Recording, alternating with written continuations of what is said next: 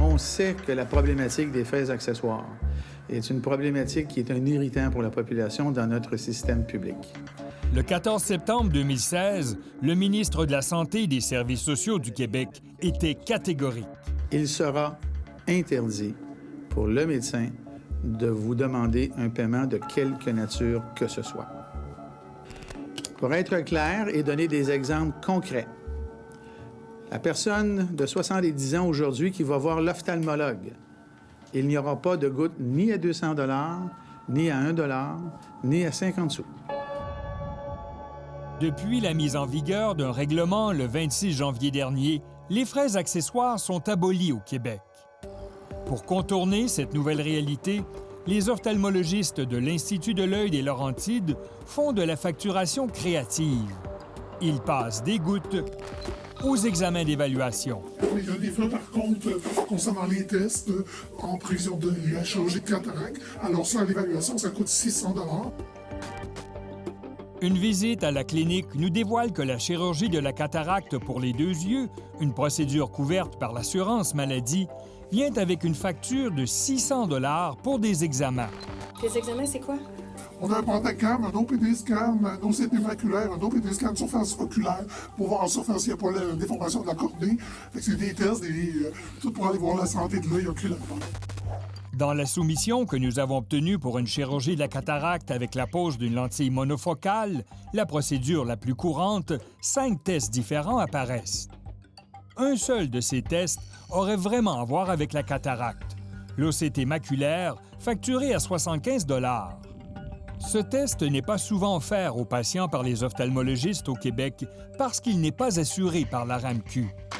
Les 4 autres tests ne sont pas médicalement requis et n'ont d'ailleurs jamais été offerts systématiquement aux patients auparavant pour une chirurgie de la cataracte.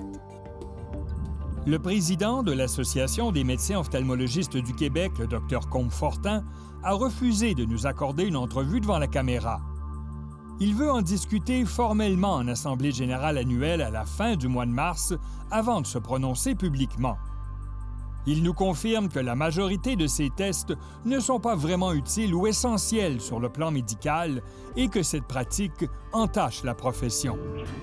Le ministre de la Santé, Gaétan Barrette, a peut-être sous-estimé la créativité des médecins à trouver des revenus additionnels au lendemain de l'interdiction des frais accessoires. Ce document de l'Institut de l'œil des Laurentides que nous avons obtenu montre que le prix de nombreux tests non assurés ont augmenté pour compenser la perte des frais accessoires. Pour sa part, l'Institut nous affirme qu'il facture 600 $ aux patients parce que le gouvernement ne lui donne pas les 436 $ par chirurgie pour les frais de fonctionnement que les hôpitaux, eux, reçoivent. Un aveu à l'effet que cette clinique privée n'est peut-être pas viable sans un financement public permanent.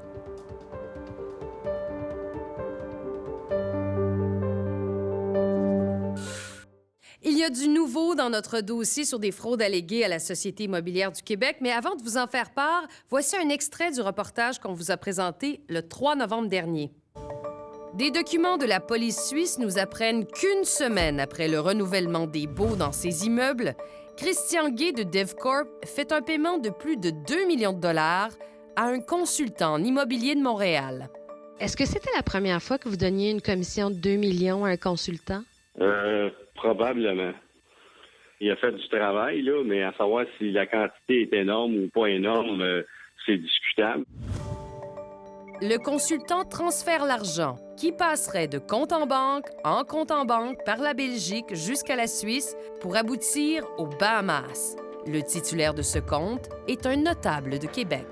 Les premiers noms qu'on a vus sortir étaient M. Bartlett, qui est un organisateur libéral. William Bartlett aurait reçu près d'1 million, mais il aurait partagé une partie de cette somme au moyen de 3 traites bancaires.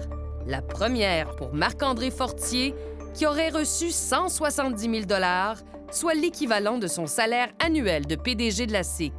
Les 2 autres traites bancaires sont pour les collecteurs de fonds du Parti libéral, Charles Rondeau et Franco Fava, qui auraient reçu chacun 100 000 $.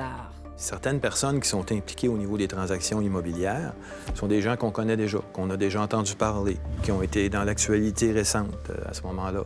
On voit ces acteurs-là qui sortent de l'ombre, qui sortent de nos boîtes, et puis, évidemment, on fait le lien avec leurs affiliations politiques.